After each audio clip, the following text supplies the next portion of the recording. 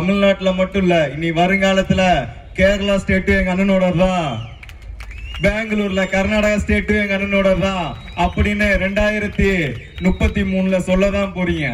உண்மையிலே எங்க அண்ணன் இந்தியாவை நோக்கி போக போறாரு அப்படின்றத இந்த விருதுநகர் மண்ணில இருந்து சொல்றது மிக பெருமையாவும் இருக்குது.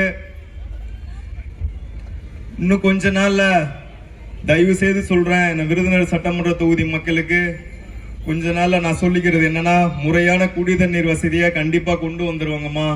முறையான வார்கால் தள்ளுற வசதிய, ஏன்னா தூய்மை பணியாளர்களும் தூய்மை காவலர்களும் சுமார் 150 பேருக்கு ஒருத்தர் வேணுங்கம்மா. இன்னைக்கு அப்படி இல்லை. 25,000 பேர் வசிக்கிற பஞ்சாயத்துல 13 பேர் தான் இருக்கிறாங்க. இங்க பிரச்சனையே அங்க இருந்தா ஆரம்பிக்குது. ஓஎஸ்டிடி ஆபரேட்டர்ஸ் 25,000 பேருக்கு ஒரு 4 பேர் தான் தண்ணி திறந்து விடுறவங்க இருக்கிறாங்க. பஞ்சாயத்து போர்டுல நான் சொன்னா நம்ப மாட்டீங்க, நம்ம விருதுநகர் சட்டமன்ற தொகுதி பஞ்சாயத்துல 1 கோடிக்கு மரக்கன்று நின்றுருக்காங்க. எங்கேயா பார்த்துருக்கீங்களா? உள்ளாட்சி தேர்தல் வரட்டும், உங்களுக்கு எல்லாம் இருக்கு வேடிக்கை.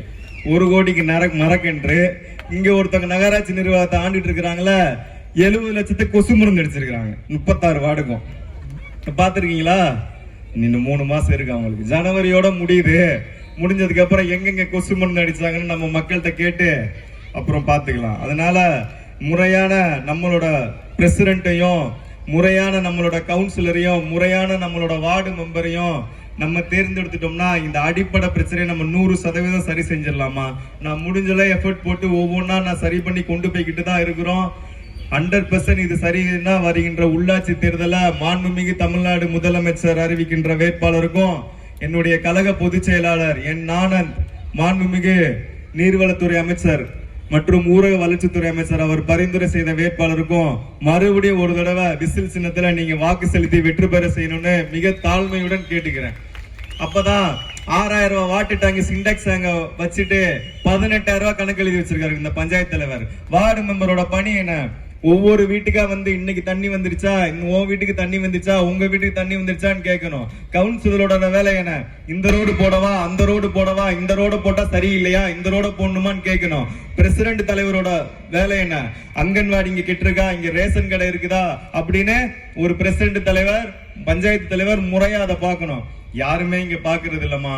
ஈவன் நகராட்சி நிர்வாகம் அப்படிதான் இருக்குது. இந்த நகராட்சி நிர்வாகத்துக்கும் பஞ்சாயத்து நிர்வாகத்துக்கும் நான் சொல்லிக்கிறதுன்னா, நீங்க என்னென்ன செய்யணுமோ செஞ்சுக்கோங்க. இந்த நகராட்சி நிர்வாகம் உங்ககிட்ட இன்னும் 4 மாசம் இருக்குது.